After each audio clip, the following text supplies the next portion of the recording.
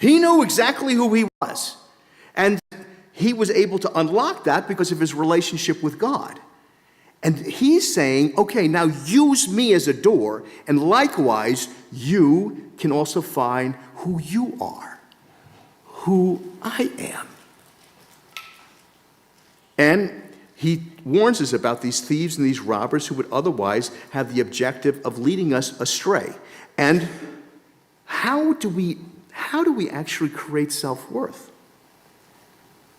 You know, you set some goal. I don't know, you probably all have some goals.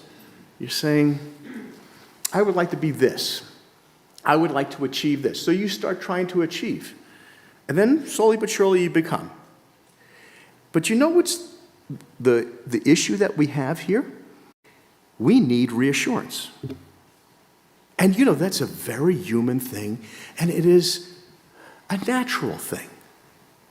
You know, if your parents say, hey, you did a really good job on that test, it actually feels good.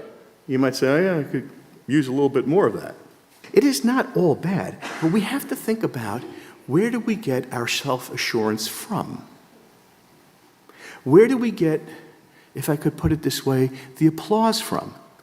You did a good job. Because we all need it. Even adults, we need it. And sometimes we say, well, my father never gave it to me, you know, he was hard, and so therefore I'll be hard. Well, maybe we'll learn. Maybe we'll learn, and we'll help each other. And you know, as young people, you too can also give your parents a break.